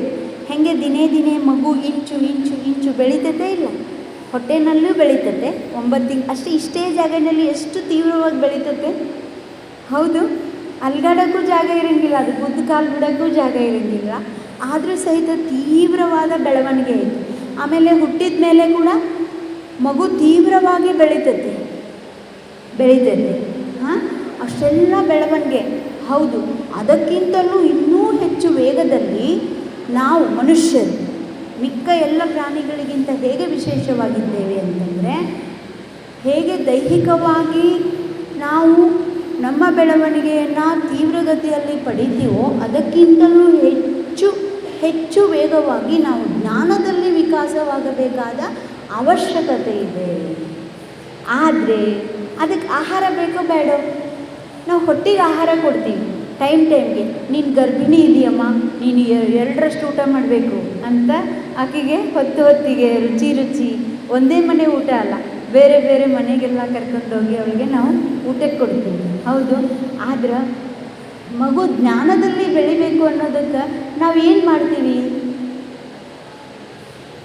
ಈಗ ನಮ್ಮ ಮನೆಯೊಳಗೆ ನೋಡ್ರಿ, ಹಾಂ, ಈಗ ಯಾರಾದರೂ ಮನೆಗೆ ಬರ್ತಾರೆ, ಅತಿಥಿಗಳು ಬರ್ತಾರೆ, ನೀವು ನಾಷ್ಟ ಮಾಡಿರಿ, ಊಟ ಮಾಡಿರಿ, ಚಹಾ ಕುಡ್ದಿರಿ ಅಂತ ಕೇಳ್ತೀವಿ. ಹಾಂ, ಒಂದೇ ಒಂದು ಹೊತ್ತು ಊಟ ಮಾಡಿಲ್ಲ ಅಂದರೆ ಎಷ್ಟು ಚಿಂತೆ ಮಾಡ್ತೀವಿ. ಅಯ್ಯೋ, ಊಟನೇ ಮಾಡಿಲ್ರಿ ಇವರು, ಊಟನೇ ಮಾಡಿಲ್ರಿ ನೀವು. ಆದ್ರೆ ಧ್ಯಾನ ಮಾಡಿರಿ ಇಲ್ಲೋ, ಚಿಂತನೆ ಮಾಡಿರೋ ಇಲ್ಲೋ? ಹಾಂ, 3 ಹೊತ್ತು ಚಿಂತನೆ ಮಾಡಿದ್ರಿ, 3 ಹೊತ್ತು ಧ್ಯಾನ ಮಾಡಿದ್ರಿ, ಅಟ್ಲೀಸ್ಟ್ 1 ಹೊತ್ತು ಧ್ಯಾನ ಮಾಡಿದ್ರಿ, ಯಾರು ಕೇಳ್ತೀವೇನ್ರಿ? ಮನೆ ಜನರಲ್ಲೇ ಮನೆ ಒಳಗನೆ ಊಟ ಇಲ್ಲ ಅಂದರೆ ಎಷ್ಟು ಸುದ್ದಿ ಮಾಡ್ತೀವಿ. ಆದರೆ ಧ್ಯಾನ ಇಲ್ಲ, ಇವತ್ತು ಜಪ ಮಾಡಿಲ್ಲ, ನಾನು ಭಜನೆ ಮಾಡಿಲ್ಲ, ಸ್ವಾಧ್ಯಾಯ ಮಾಡಿಲ್ಲ, ಅಧ್ಯಯನ ಮಾಡಿಲ್ಲ ಅಂತ ಏನಾದರೂ ಸುದ್ದಿ ಆಗ್ತದೇನು? ಆಗೋದೇ ಇಲ್ಲ. ಹಾಂ, ಹಾಗಾದ್ರೆ ನಾವು ಬದಲಾಗಬೇಕೋ ಆಗಬಾರ್ದು? ಆಗಬೇಕ್ರಿ. ನಾವು 3 ಹೊತ್ತು ಊಟ ಮಾಡ್ತೀವಿ ಅಂದಮೇಲೆ 3 ಹೊತ್ತು ಧ್ಯಾನ ಮಾಡಬೇಕಾ? 3 ಹೊತ್ತು ಏನಾದರೂ ಮಹಾತ್ಮರ ಒಂದು ಸುದ್ದಿ ಸಂದೇಶ, ಒಂದು ವಚನ, ಒಂದು ಮಂತ್ರ, ಒಂದು ಶ್ಲೋಕ ಓದಬೇಕಾ? ಅಥವಾ ಹೇಳಬೇಕಾ? ಇಲ್ಲ ಕೇಳಬೇಕಾ? ಹಾಡಬೇಕಾ?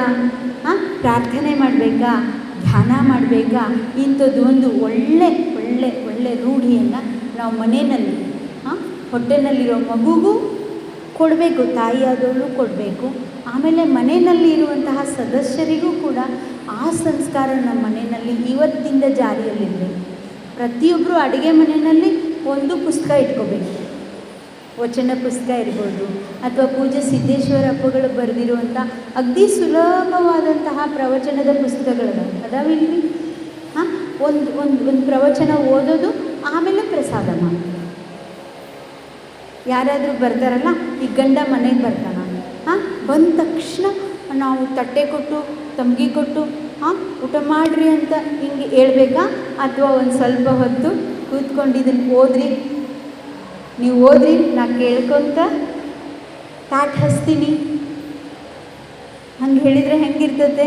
ಅಥವಾ ನೀವು ಬಂದ ತಕ್ಷಣ ಕೈಕಾಲು ಮುಖ ತೊಳ್ಕೊಂಡು ನಿಮ್ಮ ತಟ್ಟೆನ ನೀವೇ ತಗೊಂಡು ನಾನು 1-2 ವಚನ ಹೇಳ್ತೀನಿ, ಅಷ್ಟೊತ್ತಿಗೆ ನೀನೆಲ್ಲನೂ ತಂದಿಲ್ಲಿಡು, ಇಬ್ಬರು ಕೂಡಿ ಊಟ ಮಾಡೋನು, ಹೆಂಗಿರ್ತದೆ?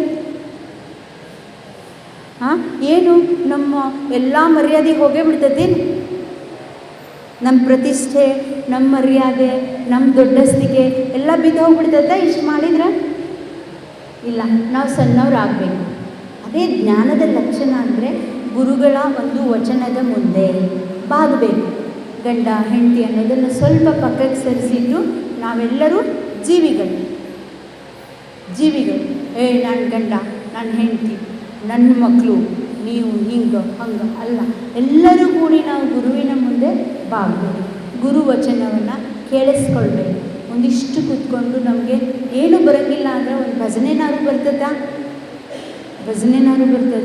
ಇನ್ನೊಂದು ಸ್ವಲ್ಪ ನಿಮಗೆ ಗುರುಗಳು ಯಾರಾದರೂ ಸಂಸ್ಕಾರ ಕೊಟ್ಟಿದ್ರೆ ಜಪ ಮಾಡೋಕ್ಕೆ ಬರ್ತದೆ. ಜಪ ಮಾಡದಂಗೆ ಇರೋಕ್ಕೆ ಸಾಧ್ಯ ಇಲ್ಲ. ಯಾಕಂದರೆ ಪೂಜ್ಯ ಮಲ್ಲಿಕಾರ್ಜುನ ಅಪ್ಪಗಳು ಅದನ್ನು ಬಹಳ ಪ್ರಸಿದ್ಧಪಡಿಸಿಬಿಟ್ಟಾರೆ. ಜಪಯಜ್ಞ ಅಂತ ನಮ್ಮೂರಿಗೆ ಅಂದರೆ ಗೋಕಾಕಕ್ಕೆ ನಾವಿನ್ನೂ ಹುಟ್ಟಿರಲಿಲ್ಲ. ಆವಾಗ 6 ತಿಂಗಳು ನಮ್ಮ ಗೋಕಾಕದ ಪತ್ರಿವನದಲ್ಲಿ ಪೂಜ್ಯ ಮಲ್ಲಿಕಾರ್ಜುನಪ್ಪಗಳು ಅಲ್ಲಿ ಸಾಧನೆ ಮಾಡಿಕೊಂಡು ಅನುಷ್ಠಾನ ಮಾಡಿಕೊಂಡಿದ್ದು. ಬೆಳಗ್ಗೆ 6 ಗಂಟೆಗೆ ಅಂದರೆ ಪ್ರವಚನ ಮಾಡ್ತಿದ್ದು. ಆವಾಗ ನಮ್ಮ ತಾಯಿ ಎಲ್ಲ ಕೇಳಿ ಪ್ರವಚನ ಕೇಳಿ ತನ್ನ ಮಕ್ಕಳಿಗೆ ಮಲ್ಲಿಕಾರ್ಜುನ ಅಂತ ಹೆಸರಿಟ್ಟಿದ್ದು. ಆಮೇಲೆ ಹುಟ್ಟಿದ ಮಗನಿಗೆ ಶಿವಾನಂದ, ಯಾಕಂದರೆ ಮಲ್ಲಿಕಾರ್ಜುನಪ್ಪಗಳು ಗುರುಗಳು ಶಿವಾನಂದ ಹಾಗೆ ಹೆಸರಿಟ್ಟಿದ್ದು. ಆಮೇಲೆ ಅವರು ಅನಗಾಲ ಅಂದರೆ ಇವಾಗ ಹಬ್ಬ ಐತೆ, ಶ್ರಾವಣ ಐತೆ, ಇವಾಗ ಗುರುಗಳು ಬಂದಾರೆ ಈಗ ಅಷ್ಟೇ ಮಾಡಬೇಕು ಹಂಗಲ್ಲ. ಎಲ್ಲ ಹೆಣ್ಮಕ್ಳು ಸೇರಿಕೊಂಡು ಪ್ರತಿದಿನ ಅವ್ರ ಮನೆ ಪಕ್ಕ ಒಂದು ಶಂಕರಲಿಂಗನ ಗುಡಿ ಅಂತ ಐತೆ, ಅಲ್ಲಿ ಹೋಗಿ ಪ್ರತಿದಿನ ಜಪ ಮಾಡೋದು 3 ಹೊತ್ತು ಮಾಡೋದು. ಬೆಳಗ್ಗೆನೂ ಮಾಡೋದು, ಬ್ರಾಹ್ಮಿ ಮುಹೂರ್ತದಲ್ಲೂ ಮಾಡೋದು. ಆಮೇಲೆ ಮಧ್ಯಾಹ್ನ ಪ್ರಸಾದ, ಊಟ ಅದು ಪ್ರಸಾದ ಆಗಬೇಕು ಅಂದರೆ ಊಟಕ್ಕೆ ಮುಂಚೆನೂ ಮಾಡೋದು. ಆಮೇಲೆ ಸಂಜೆ ಎಲ್ಲರೂ ಸೇರಿ ಸಾಮೂಹಿಕವಾಗಿ ಗುಡಿನಲ್ಲಿ ಹೋಗಿ ಮಾಡೋದು. ಯಾಕೆಂದರೆ ಒಂದು ನಮ್ಮ ಆತ್ಮಕಲ್ಯಾಣಕ್ಕೋಸ್ಕರ, ಇನ್ನೊಂದು ನನ್ನ ಮನೆ ಸಂಸಾರ ಚೆನ್ನಾಗಿರಲಿ, ಮತ್ತೊಂದು ನಮ್ಮ ದೇಶ ಕಾಯುವಂತಹ ಸೈನಿಕರಿಗೋಸ್ಕರ ನನ್ನ ದೇಶ ಭದ್ರವಾಗಿರಬೇಕು, ಯಾವುದೇ ಆಪತ್ತಿಗಳು ಬಂದರೂ ಕೂಡ ಎದುರಿಸುವಂತಹ ಶಕ್ತಿ ನಮ್ಮ ಜನಕ್ಕೆ ಬರಬೇಕು ಅಂತ ಹಾಗೆ ಅಂದ್ಕೊಂಡು ಅವರು 3 ಹೊತ್ತು ಜಪಯಜ್ಞ ಮಾಡ್ತಿದ್ರು. ಮತ್ತು ಏನಾದರೂ ಆಪತ್ತಿ ಬಂತು, ಮಳೆ ಬರಲಿಲ್ಲ, ಏನಾದರೂ ಕಷ್ಟ ಅಂದರೆ ಎಲ್ಲರೂ ಕೂಡಿ ಸಂಕಲ್ಪ ಮಾಡಿ ಜಪಯಜ್ಞ ಮಾಡಿದರೆ ಅದು ಸಿದ್ಧಿ ಆಗಬೇಕು. ನಾನು ಎಷ್ಟೋ ಸಲ ನೋಡಿದ್ದೀನಿ, ನಾವು ಚಿಕ್ಕವರಿದ್ದಾಗ ಹತ್ರಿ ಗಿಡದ ಕೆಳಗೆ ಎಲ್ಲ ಹೆಣ್ಮಕ್ಳು ಕೂತ್ಕೊಂಡು ಜಪಕ್ಕೆ ಕೂತ್ಕೊಂಡ್ರೆ, ಮಳೆ ಇಲ್ಲ ಅಂತ ಜಪಕ್ಕೆ ಕೂತ್ಕೊಂಡ್ರೆ ಅವರು ಮಳೆನಲ್ಲಿ ತೊಯ್ಸ್ಕೊಂಡೇ ಹೇಳ್ಬೇಕು, ಮಳೆ ಬಂದೇ ಬಿಡಬೇಕು. ಅಂದರೆ ಅದು ಅದು ಅದು ಜೀವನದ ಜೊತೆಗೆ ಅದೊಂದು ಹಾಸು ಹೊಕ್ಕಾಗಿರಬೇಕು ಅಂತ.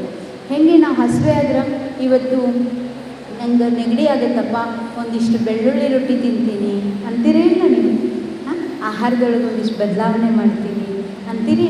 ಹಂಗೆ ನಾವು ನಮಗೊಂದು ಸ್ವಲ್ಪ ಅರಿವಿನ ಕೊರತೆ ಆಗಿತ್ತು, ಆ ಜ್ಞಾನ ವಿಕಾಸಕ್ಕೇನೋ ಬೇಕು ಅಂದರೆ ನಾನು ಒಂದಿಷ್ಟು ಹೆಚ್ಚು ಹೊತ್ತು ಜಪ ಮಾಡ್ತೀನಿ, ಹೆಚ್ಚು ಹೊತ್ತು ಧ್ಯಾನ ಮಾಡ್ತೀನಿ, ಹೆಚ್ಚು ಹೊತ್ತು ಭಜನೆ ಮಾಡ್ತೀನಿ ಅಂತ ಪರಿಸರ ಯಾರೋ ಬಂದು ನಮಗೆ ಮಾಡಿಸ್ದಾಗೆ ಮಾಡಬೇಕು ಅಂತೇನಿಲ್ಲ. ನಾವು ಸ್ವತಂತ್ರವಾಗಿ ನಮ್ಮ ಮನೆಯಲ್ಲೇ ನಾವು ಎಷ್ಟು ಜನ ಕೂಡಿ ವಾಸ ಆಗ್ತೀವಿ, ಎಲ್ಲರೂ ಕೂಡಿ ನಾವು ಆಹಾರವನ್ನು ಹಂಚ್ಕೋತೀವಿ, ವಸತಿಯನ್ನು ಹಂಚ್ಕೋತೀವಿ. ಯಾರೋ ದುಡಿದ ದುಡ್ಡನ್ನು ಎಲ್ಲರೂ ಹಂಚ್ಕೋತೀವಿ, ಒಬ್ಬರು ದುಡಿದಿದ್ದರೆ 4 ಜನ ಹಂಚ್ಕೋತೀವಿ. ಅಪ್ಪ ಕಟ್ಟಿದ ಮನೇನ ನಾವೆಲ್ಲ 10 ಜನ ಕೂಡಿ ಹಂಚ್ಕೋತೀವಿ. ಹಾಂ, ಹಂಗೆ ನಾವು ಜ್ಞಾನವನ್ನು ಹಂಚಿಕೊಳ್ಳಬೇಕು. ಅನ್ನ ಆಶ್ರಯವನ್ನು ಹಂಚಿಕೊಂಡಂತೆ ತತ್ವವನ್ನು, ಜ್ಞಾನವನ್ನು, ಅರಿವನ್ನು ಕೂಡ ಹಂಚಿಕೊಳ್ಳುವಂಥ ಒಂದು ವ್ಯವಸ್ಥೆ ನಮ್ಮ ಮನೆಯಲ್ಲಿ ಇರಬೇಕು. ವಿಶೇಷವಾಗಿ ತಾಯಿಯ ಗರ್ಭಾವಸ್ಥೆಯಲ್ಲಿ ಮಗು 8ನೆಯ ತಿಂಗಳಲ್ಲಿ ಅದಕ್ಕೆ ಅರಿವು ಸ್ಫುರಣೆ ಆಗ್ತದಂತೆ, ವಿಶೇಷವಾದ ಅರಿವು ಸ್ಫುರಣೆ ಆಗ್ತದೆ. ಅಂದರೆ ನಾನು ಹಿಂದೆ ಏನಾಗಿದ್ದೆ, ಮುಂದೆ ಏನಾಗಬೇಕು, ಆಮೇಲೆ ನನ್ನ ಬದುಕನ್ನು ನಾನು ಹೇಗೆ ಕಟ್ಕೊಳ್ಬೇಕು ಅನ್ನುವಂತಹ ಒಂದು ಒಂದು ಒಂದು ಸ್ಫುರಣೆ ಆಗೋದಕ್ಕೆ ಶುರುವಾಗ್ತದೆ. ಅಂದರೆ ನಾನು ಎಲ್ಲಿಂದ ಬಂದೀನಿ, ಎಲ್ಲಿ ಹೋಗಬೇಕು, ಮನುಷ್ಯ ಜನ್ಮದ ಸಾರ್ಥಕತೆ ಯಾವುದರಲ್ಲೈತೆ, ಇಂಥದ್ದೆಲ್ಲ ಅದರ ಒಳಗಿನಿಂದ ಹುಟ್ಟೋಕ್ಕೆ ಶುರುವಾಗ್ತದಂತೆ 8ನೇ ತಿಂಗಳಿಗೆ. ಅದಕ್ಕೆ ಆ ಸಮಯದಲ್ಲಿ ನಮ್ಮಲ್ಲಿ ಏನು ಮಾಡ್ತಾರೆ ಅಂತಂದ್ರೆ ಗರ್ಭಕ್ಕೆ ಲಿಂಗಧಾರಣೆಯ ಒಂದು ಸಂಸ್ಕಾರ ಮಾಡ್ತಾರೆ. ಅದೇನು ಲಿಂಗಧಾರಣೆ ಅಂತಂದರೆ, ನೀನು ಬರೀ ಕಾಲವಶವಾದಂತಹ ತಾಯಿಯ ಗರ್ಭಕ್ಕೆ ಸಂಬಂಧಿಸಿದ ಶಿಶುವಲ್ಲ, ನೀನು ಧರ್ಮದ, ಅಸ್ತಿತ್ವದ, ಅನಂತವಾದ ಚೇತನದೊಂದಿಗೆ ಸಂಬಂಧಿಸಿಕೊಂಡಿರುವಂತಹ ಒಂದು ಕಾರಣಿಕ ಶಿಶು. ನೀನು ಬರೀ ತಾಯಿಗೆ ಹುಟ್ಟಿದವನಲ್ಲ. ತನ್ನ ತಾಯಿ ಅಂದ ತಕ್ಷಣ ನೀವು ತಂದೆನ ನೆನಪೇ ಮಾಡ್ತಿಲ್ವಲ್ಲ ಅಂತ ತಿಳ್ಕೊಬೇಡಿ. ತಾಯಿನಲ್ಲಿ ತಂದೆ ಅನ್ನೋ ಪದನು ಬಂದ್ಬಿಡ್ತದೆ. ವಾಸ್ತವದಲ್ಲಿ ತಾಯಿ ಹೆರಂಗಿಲ್ಲ, ತಂದೆನೇ ಹೆರೋದು. ಹೆರುವವ ತಂದೆ, ಬರೀ ಹೊರುವವಳನ್ನು ತಾಯಿ ಅಂತ ಕರೀತಾನೆ. ವಾಸ್ತವದಲ್ಲಿ ಅಮ್ಮ ಅನ್ನೋ ಪದ ಪುರುಷವಾಚಕ ಪದವೇ. ನೋಡ್ರಿ, ಬೇಕಾದ್ರೆ ಬ್ರಹ್ಮನಿಗೆ ನಾವು ಪುರುಷ ಅಂತ ಹೇಳ್ತೀವೋ ಇಲ್ಲ. ಬ್ರಹ್ಮ ಅಂದ್ರೇನು? ದೊಡ್ಡ ಅಮ್ಮ ಅಂತ, ಬೃಹತ್ ಅಮ್ಮ. ಹೌದು, ಎಲ್ಲರ ತಾಯಿ ಅಂತ. ಬ್ರಹ್ಮ ಅಂದರೆ ಎಲ್ಲರ ತಾಯಿ. ಬ್ರಹ್ಮ ಅನ್ನೋ ಪದ ಇದು ಪುರುಷವಾಚಕ. ಅಮ್ಮ ಅನ್ನೋದು ಮೊದಲು ಹುಟ್ಟಿದ್ದು ಪುರುಷನಿಗೆ ಸಂಬಂಧಿಸಿದಂತೆ. ಯಾಕೆಂದರೆ ಹೆರುವವ ಪುರುಷನು, ತಾಯಿ ಬರೀ ಹೊರ್ತಾಳೆ ಅಷ್ಟೇ. ಆದರೆ ಅದನ್ನು ನಾವೇನು ಮಾಡಿದ್ದೀವಿ, ಹೊರೋದು ಹೆರೋದು ಎಲ್ಲನೂ ತಾಯಿಗೆ ಅಂಟಿಸಿ ನಾವು ಈ ಕಡೆ ಪರಬಾರೆ ಆಗಿಬಿಟ್ಟಿದ್ದೀವಿ. ಬೇಜವಾಬ್ದಾರಿ ಅನ್ನೋ ಥರ ವರ್ತನೆ ಮಾಡ್ತೀವಿ. ಇಲ್ಲ, ಬಹಳ ಜವಾಬ್ದಾರಿ ಪುರುಷ ವರ್ಗಕ್ಕಿದೆ. ಅವರಿಗೆ ತಾಯಿಗಿಂತಲೂ ಹೆಚ್ಚು ಜವಾಬ್ದಾರಿ ಇದೆ.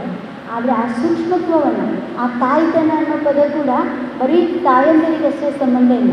ಸಮಾನವಾಗಿ ತಂದೆಯಲ್ಲೂ ಕೂಡ ಆ ತಾಯ್ತನವನ್ನು ಅರಳಿಸಿಕೊಳ್ಳುವ, ತಾಯ್ತನವನ್ನು ತೃಪ್ತಿಪಡಿಸುವುದಕ್ಕೋಸ್ಕರನೇ ಮಕ್ಕಳನ್ನು ನಾನು ಲಾಲನೆ ಪಾಲನೆ ಮಾಡ್ತೀನಿ ಅನ್ನೋ ಅರಿವು ಅವರಲ್ಲಿಯೂ ಕೂಡ ಸ್ಫುರಣೆ ಆಗಬೇಕು. ನಾನು ಹೆಣ್ಮಕ್ಳಿಗೆ ಏನು ಹೇಳ್ತೀನೋ ಅದು ಸಮಾನವಾಗಿ ಗಂಡು ಮಕ್ಕಳಿಗೂ ಅನ್ವಯ ಆಗ್ತದೆ ಅಂತ ನೀವು ಅರ್ಥ ಮಾಡ್ಕೋಬೇಕು. ಅದು ಈಗೇನು ಅರಿವು ಅರಳ್ತದಲ್ಲ, ಆ ಅರಿವಿನ ಸ್ಫುರಣೆ ಆಗ್ತದಲ್ಲ 8ನೇ ತಿಂಗಳಿಗೆ, ಆವಾಗ ಸರಿಯಾಗಿ ಗರ್ಭಕ್ಕೆ ಲಿಂಗಧಾರಣೆಯನ್ನು ಮಾಡುವ ಮೂಲಕ ತಾಯಿ ಮಗುನ ಹೊತ್ತಿದ್ದಾಳೆ. ಇದು ನಮ್ಮ ಕಣ್ಣಿಗೆ ಕಾಣಿಸ್ತದ?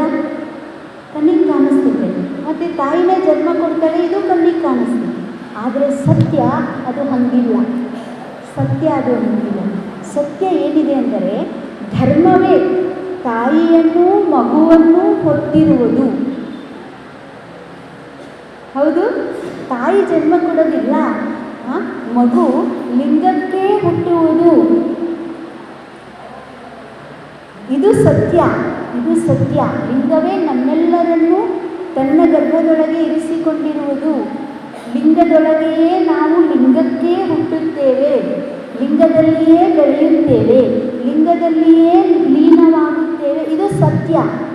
ನಾವೆಲ್ಲರೂ ಲಿಂಗೋದ್ಭವರೇ.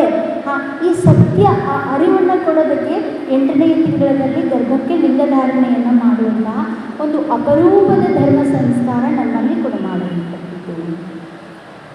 ಇದು ನೆನ್ಪಿಟ್ಕೊಳ್ಳಿ. ಆಮೇಲೆ ಅಯ್ಯೋ ನಮಗೆಲ್ಲ ನಾವು ಹೊಟ್ಟೆನಲ್ಲಿರುವಾಗ ನಮ್ಮ ತಾಯಿಗೆ ಅಷ್ಟೆಲ್ಲ ಎಲ್ಲ ಅರಿವಿತ್ತು. ನಾನು ಹೊಟ್ಟೆನಲ್ಲಿರುವಾಗ 8ನೇ ತಿಂಗಳಿಗೆ ನನಗೆ ಆ ಥರ ಎಲ್ಲಿ ಲಿಂಗ ದೀಕ್ಷೆ ಆಗಿದೆ. ನಾನು ತಿಳ್ಕೊಂಡಿದ್ದು ನಾನು ಅಮ್ಮನಿಗೆ ಹುಟ್ಟಿದ್ದೇನೆ, ಅಪ್ಪನಿಗೆ ಹುಟ್ಟಿದ್ದೇನೆ ಅಂತ ನಾವು ತಿಳ್ಕೊಂಡಿದ್ದಾನೆ ಬೆಳೆದಿರೋದು. ಹೌದು. ಆದರೆ ಬಸವೇಶ ಹೇಳ್ತಾರೆ, ತಂದೆ ನೀನು, ತಾಯಿ ನೀನು, ಬಂಧು ನೀನು, ಬಳಗ ನೀನು, ಎನಗೆ ನೀನಲ್ಲದೆ ಮತ್ತೆ ಯಾರೂ ಇಲ್ಲವಯ್ಯ ಕೂಡಲ ಸಂಗಮ ದೇವ. ಅಂದರೆ ಏನು? ಅವ್ರಿಗೆ ಅಮ್ಮ ಅಪ್ಪ ಇರಲಿಲ್ಲೇನು? ಅಮ್ಮನ ಹೊಟ್ಟೆಯಿಂದ ಬಂದಿರೇನು ಬಸವಣ್ಣ? ಅವ್ರಿಗೆ ಅಪ್ಪ ಇರಲಿಲ್ಲೇನು? ಬಂಧುಗಳಿಗೆ ಇರಲಿಲ್ಲೇನು?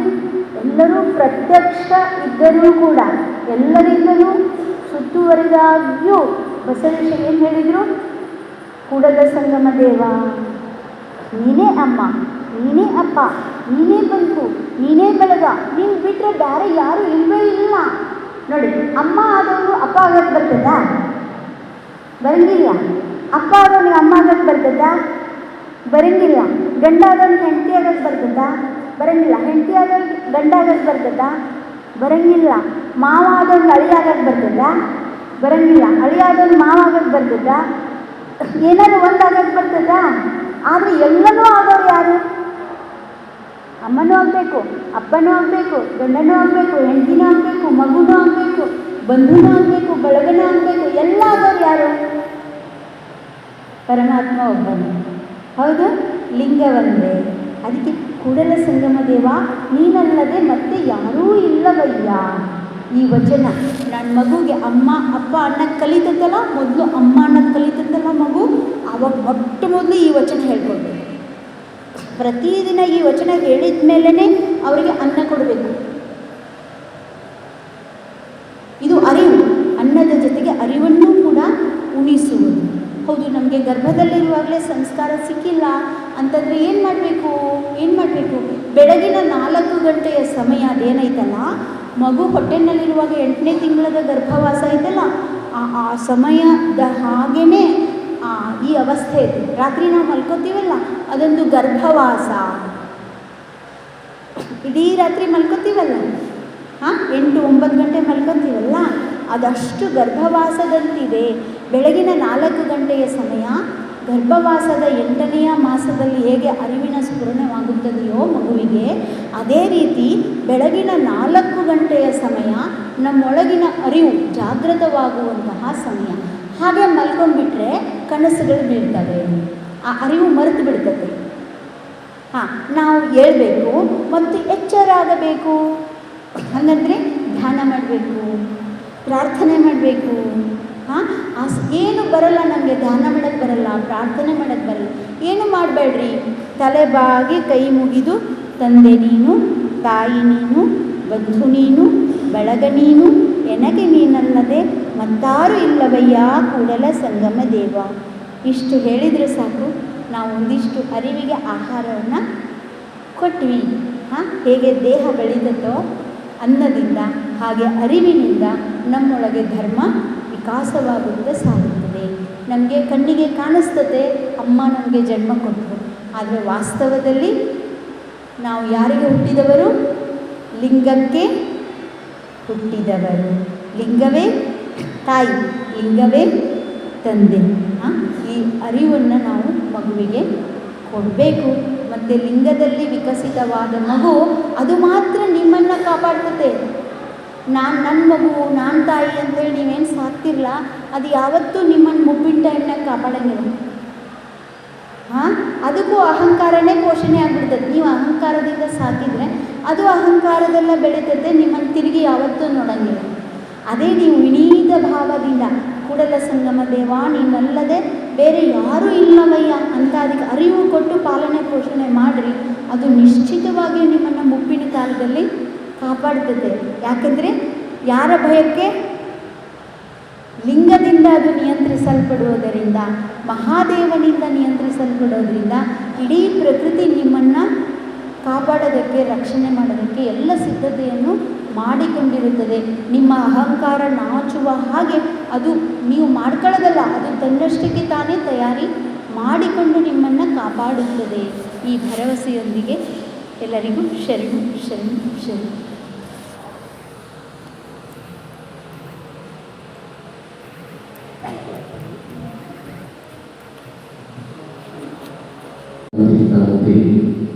ಇಲ್ಲಿವರೆಗೆ ಸತ್ಯವೇದ ತಾಯಿಯರು ಬಹಳ ಮೌಲಿಕ ವಿಚಾರಗಳನ್ನು ಎಲ್ಲ ತಿಳಿಸಿದ್ದಾರೆ. ಅವರು ಬಹಳ ಪ್ರಾಕ್ಟಿಕಲ್ ಜೀವನ ಹಾಗೂ ಜೀವನ. ಅವರು ಈ ವಯಸ್ಸು ಸುಮಾರು 60 ಅವರ ಅಣ್ಣದರು ಡಾಕ್ಟರ್ ಮಲ್ಲಿಕಾರ್ಜುನ್ ಡಾಕ್ಟರ್ ಕಣ್ಣಿನ ಡಾಕ್ಟರು, ಅವರು ಕರೋನಾದಾಗಬೇಕು, ಅವ್ರ ಮಕ್ಕಳ ಡಾಕ್ಟರ್ದಾಗಬೇಕು. ಇಂಥ ಒಂದು ಪುಣ್ಯಮಯ ಜೀವನ ಅವರಿದೆ. ಎಷ್ಟು ಕಠೋರವಾಗಿ 4 ಕಿಲೋ ವಾರಕ್ಕೆ ಮುಂಜಾನೆ 4 ಕಿಲೋಮೀಟರ್ ಮುಂಜಾನೆದ್ದು ಸಾವಯವ ಧಾನ್ಯಗಳನ್ನು ನೆನೆಸಿ ತಿನ್ನೋದು. ಇಂಥ ಕಠೋರ ಜೀವನ ಸಾಗಿಸಲಾದರೆ ಪರಮಾತ್ಮ ಅಥವಾ ನಮ್ಮ ಮೂಲವನ್ನು ತಿಳಿಲಿಕ್ಕೆ ಸಾಧ್ಯ. ಒಂದೊಂದು ಸರ್ವಿಗೆ ಹೋಗೋರು ಅದು ಸರ್ವಜ್ಞ ಬಗ್ಗೆ ಪ್ರತ್ಯಾಹಾರ ವಹಿಸುವಂತೆ ಮನಸ್ಸಿನಲ್ಲಿ ಮಾಡ್ಕೊಂಡು ದೇವರಿಗೆ ಹೋಗಲಿಕ್ಕೆ ಆಗೋದಿಲ್ಲ. ನಮ್ಗೆ ಇಲ್ಲದ ಮೂಲ ಯಾವುದು? ಪರಮಾತ್ಮನೇ ನಮ್ಮ ಬಂದು ಬಸವಣ್ಣ ಅಂತಿಮ ಬಸವಣ್ಣನ ಮೊದಲನೇ ಹೊಂದಿನೂ ಅದೇ ತಂದೆ ನೀನು ತಾಯಿ, ಕೊನೆ ಹೊಂದಿನೂ ಅದೇ ಕೃತಿ. ಅದಕ್ಕಿಂತ ಮನುಷ್ಯ ಯಾವುದು? ಯಾಕೆ ಸಂದೇಶ ಆಗಿಲ್ಲ? ನಾವೇನು ಬಂದು ಬಳಗ ತಿಳ್ಕೊಂಡಿದ್ದೀವಿ, ಎಲ್ಲರೂ ವ್ಯಾವಹಾರಿಕವಾಗಿ ಇರ್ತಾರೆ. ವ್ಯಾಪಾರಿಕವಾಗಿ ಬಸವಣ್ಣ 7ನೇ ವರ್ಷಕ್ಕೊಂದು ತಕರಾರಿರ್ತದೆ. ಜನಿವಾರ ಕಟ್ಟು ಮಕ್ಕಳಿಗೂ ಕಟ್ಟರೆ ತಾವು ತಕರಾರು. ಯಾಕಂದ್ರೆ ಕಟ್ಟಲಿಕ್ಕೆ ಬರೋದಿಲ್ಲ ಅಂತಂದರೆ ನನಗೂ ಬೇಡ. ಇದಕ್ಕಾಗಿ ಸಮಾಧಿಗಳು ಧಾತವು, ಪೂಜಾರಿಗಳು ಧಾತವು, ತಂದೆ ತಾಯಿಗೆ ಅಂತ ಸಮಾಜಗಳು ಹೆಣ್ಮಕ್ಳಿಗೆ ಕಟ್ಟೋದಿಲ್ಲ, ಜನಿವಾರ ಅವನಿಗೆ ಕಟ್ಟೋದು, ಒಳ್ಳೆ ಮದುವೆಗೆ. ನೀವು ಹೇಳೋದ್ರಿಂದ ನೀವು ಹೇಳಿದ್ದಕ್ಕೆ ನೀವು ಸಮಾಜದ ಹೊರಗಿರ್ತದೆ. ಅದು ತಂದೆ ತಾಯಿ ಬಿಡ್ತಾರೆ. ಎಲ್ಲರೂ ವಿರುದ್ಧಾಗಿ ಯಾರು ಹೇಳಿದ್ರು ಕೇಳಾರಂಥದ್ದು ಯಾರು ತತ್ವನಿಷ್ಠ ಸತ್ಯವನ್ನು ನಂಬಿರುವವರು ಸಮಾಜದ ಯಾವುದೇ ಈ ಪ್ರಕ್ರಿಯೆ ಅವರು ಮಾಡ್ತಾರೆ. ಮನೆ ಬಿಟ್ಟು ಹೋಗ್ತೀನಿ ಮನೆ ಬಿಟ್ಟು ಹೋಗ್ತೇನೆ ನಾನು ಹೇಗೆ ಮಾತ್ರ ನೀವು ಕೇಳಬೇಕು. ಮನೆ ಬಿಟ್ಟು ಬಸವಣ್ಣ ಹೊರಟಾಗ ಅವನು ಹಿಂದೆ ಯಾರು ಅವನಿಗೆ ಒಬ್ಬರೇ ಒಂದು ಗಂಡು ಹತ್ತದು. ಅವ್ರು ಯಾರಿರ್ತಾರ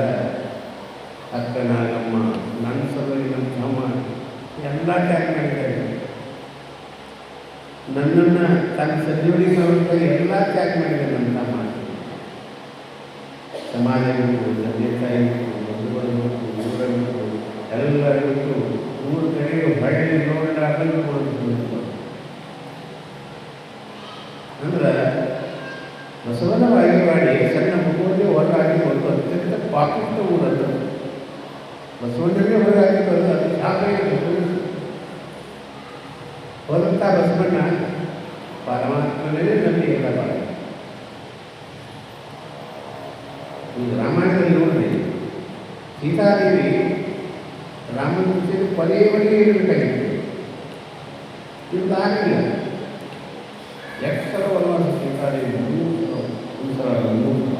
ಒಂದು ಸಲ ಹೆಣ್ಣು ಜೊತೆ ಒಂದು ಸಲ ರಾಮನ ಹಿಡುಕೊಂಡಲ್ಲಿ ಒಂದು ಸಲ ವಾಲ್ಮೀಕಿ ಆಶ್ರಮದಲ್ಲಿ ಎಷ್ಟು ಸಲ ವನವಾಸ ಕಳೆಯುತ್ತೆ ಅವರು ಎಷ್ಟು ಮನಸ್ಸಿಗೆ ಆಗಿರ್ತಿಲ್ಲ ಹೊರಗೆ ಇದ್ದ ನಂತರ ಲವಕುಶ ನೋಡಿ ಕರ್ನಾಟಕಕ್ಕೆ ಮತ್ತೆ ಬರಬೇಕು ವಿನಂತಿ ಮಾಡ್ಕೊತಾರೆ ಸಾಧ್ಯ ಅವ್ನು ಯಾವಾಗ ತುಂಬ ತೆರಿಗೆ ಕಟ್ಟಿ ಬಿಡಿ ಹೂ ಕಟ್ಟಿ ಅಂದ್ರೆ ನಾನು ಯಾಕೆ ಬರ್ತೀನಿ ಕೊನೆಗೆ ಲವಕುಶ ಮತ್ತೆ ರಾಜ್ಯಪಾಲನ ಸೀತಾವಾದಿ ಹೋಗಲಿಲ್ಲ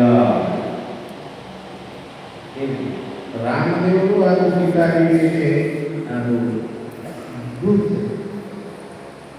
ಕಶ್ಯಪ ತಂದೆ ತಾಯಿಯನ್ನು ಮಗಳಿಗೆ ಬೇಕೆ ಹಾಕುವಾಗ ಯಾಕೆ ಸಾಯ್ತೀವಿ ತಂದೆ ತಾಯಿ ಉದಾಹರಿಸೋದು ಎಳೆಯ ಮಾವು ಉದಾಹರಿಸೋದು ಯಾರು ಉದಾಹರಿಸೋದು ಆತ್ಮನಾಯ ಸರ್ವೋದು ಕುಡಿಯೋಗಿ ನಾವು ಬೇಕಾಗಿ ಪ್ರೀತಿ ಮಾಡ್ತಾರೆ ನಾವು ಬೇಡಾಗಿಟ್ಟು ಹೊರಬೇಕು ಜಗತ್ತಿದೆ ಇಂಥದ್ದು ಬಸವಣ್ಣ ಜೀವಾಯು ಭಾರತನಾಗಿರುವಾಗ ಎಂಥವರು ತೊರೆದು ಹಾಕಿಲ್ಲ ಈ ಗರ್ಭನ ಸೇರಿಸಿರು ಜೀವಾರ ಬಿಟ್ಟು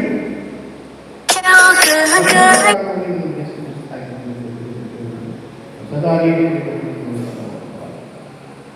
ಎಂಥ ಶಕ್ತಿ ಆ ರೀತಿಯಾಗಿ ಅಮ್ಮೋರು ಮಾಲಿನ್ಯದಲ್ಲಿ ಮನೆಯನ್ನು ತರಲು ಭಾಳ ಮನೆಯಲ್ಲಿ ಏನು ಬೇಕು ಹೀಗೆ ಎಂತ ಆಸನ ಕಟ್ಟಿಸ್ತಾರೆ ಇದು ಏನು ಕಾರಣ ಏನು ಕಾರಣ ನಿಮ್ಮ ಬರಲು ಹೀಗಾದರೂ ನಿಮ್ಮ ಅಂಗಟ್ಟು ತಾವೇ ಕಾಲ ವಿನೋಬಾಬಾಗೆ ಆಂಜನೇಯರು ಭಾಳ ಕಠೋರಮಯ ಮಾಡ್ತಿದ್ರು ಅವ್ರನ್ನೂ ಭಾಳ ಜನ ವಿದೇಶಿದ್ದಾರೆ ಅದನ್ನು ಅವ್ರದ್ದೇ ಜ್ಞಾನ ಪಡೆದುಕೊಂಡು ಅಂತ ಸರ್ವಶ್ರೇಷ್ಠವಾದಂಥ ಅಮ್ಮವರು ಈಗ ನಮ್ಮ ಸ್ವತಂತ್ರವಾದ ಭಾರತದಲ್ಲಿ ಇರ್ತಾರೆ ಅವ್ರು ಯಾರಿಗೆ ಕೇಳಾಗಿಲ್ಲ ಮತ್ತು ಯಾರಿಗೆ ಕರ್ನಾಟಕ ಆಗಿಲ್ಲ ನನಗೆ ಬೇಕು ಅನ್ನೋಂಗಿಲ್ಲ ನಾವು ಊಟ ಮಾಡ್ಕೊಂಡು ಕೇಳಬೇಕಾದ್ರೆ ಊಟದ ಕಷ್ಟ ಆದರೂ ಚಿಂತಿಲ್ಲ 4 ಗಂಟೆ ಊಟ ಮುಂದೆ 4 ವಾಕಿಂಗ್ ಹೋಗ್ತಾರೆ ಯಾರು ಹೆಣ್ಣುಮಕ್ಕಳು ಇದ್ದಾರೆ ಮಾಡ್ತಿರೋದು ಇದು ನಾಳಿಂದ ಸಾವಯವ ಆಹಾರ ಅಲ್ಲ ಯಾವ ರೀತಿ ಆಹಾರ ಸ್ವೀಕಾರ ಮಾಡಬೇಕು ತಮಗೆ ಹೆಂಗಿಂದ ಅವರು ಉತ್ಪಾದನೆ ಮಾಡ್ತಿದ್ರು ಭಾಳ ಸಂತೋಷ ಅದಕ್ಕಾಗಿ ಉಳಿತಾಯ ಉಳಿತಾಯ ಪ್ರಾರಂಭ ಬರೆಯೋದು ಅವ್ರ 3 ಸಲ ಊಟ ಕೊಡ್ತಿದ್ರು ಅವ್ರ ನೀವು ನಾವು ಇಬ್ಬತ್ತು ಆ ರೀತಿಯಾಗಿ ಡಾಕ್ಟರ್ ಅಂತ ಇದರಿಂದ ಅವರು ಬಗೆಯಿಂದ ನಿಮ್ಮೆಲ್ಲರ ಆಧಾರದಲ್ಲಿ ಬಂದಿದ್ದಾರೆ ಅವ್ರ ಮಾತನ್ನು ಕೇಳಿ ಗಣನೆ ಮಾಡಿ ಹೇಳೋ ಭರವಸೆ ಗೊತ್ತಿದ್ದಾರೆ ನಾವೇ ಹೇಳ್ತೀವಿ ಅದರ ಸತ್ಯದ ನೆಲೆಯಲ್ಲಿ ಸತ್ಯದ ಮೂಲಭೂತ ಒಂದು ಸತ್ಯ ಯಾವಾಗಲೂ ಸಾಯುತ್ತೆ ಅದು ಯಾವಾಗಲೂ ಇದೆ ಸತ್ಯ ಏನು ಸತ್ಯದ ಸಿಲುಕಿಲ್ಲ ಎಲ್ಲ ಕಾಣ್ತಕ್ಕಂಥ ತನ್ನ ಮರ್ಯಾದೆ ಬಗ್ಗೆ ಭ್ರಮೆ ಕೂಡ ಅಂತ ವಿಚಾರ ನಾವು ಇಲ್ಲ ದಿನಾಂಕ ಬರೀ ಅಂತವರು ಹೇಳ್ತಿದ್ದಾರೆ ನಾವು ಹೆಚ್ಚಿನ ಸಂದೇಶವನ್ನು ಇಟ್ಟುಕೊಳ್ಳೋದಿಲ್ಲ ಇನ್ನು ನಾವು ಯಾರು ಅಂತವರು ಇಲ್ಲ ಸಣ್ಣ ಅಪ್ಪಳೆ ಯಾವ ಇರಲಿ ಅಂತ ಇರುವ ಅವತ್ತು ಹೇಳಿ ಅವರ ಸಂದೇಶ ವಿರುದ್ಧ ಇದು ಉತ್ತಮ ವಿಶೇಷವಾಗಿ ನಾವು ಅಪ್ಪಳ ಸಂದೇಶ ಸಾಕಾಗಿದ್ದಾರೆ ಈ ರೀತಿಯಾಗಿ ಈಗ 10ನೇ ತಾರೀಕಿಗೆ ಉತ್ತಮ ವಿಶೇಷವಾಗಿ ಮಲ್ಲಿಕಾರ್ಜುನ ಸ್ವಾಮಿಗಳನ್ನು ಭೇಟಿ ಮಾಡಿ ಈ ಕಾರ್ಯಕ್ರಮ ಮಾಡಬೇಕಲ್ಲ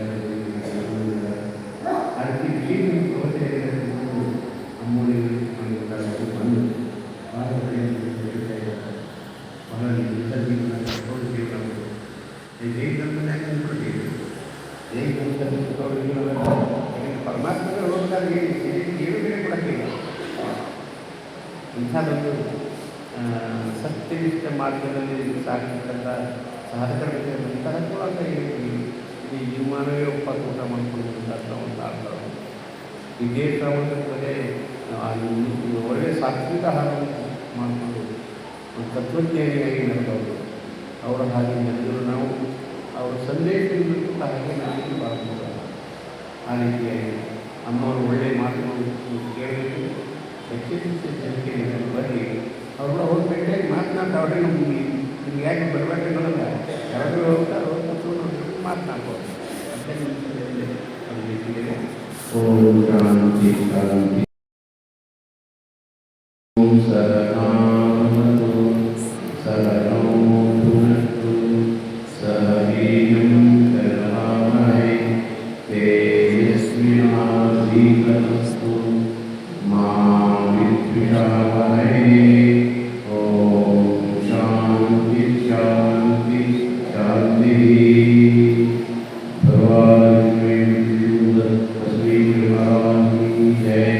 ज्ञान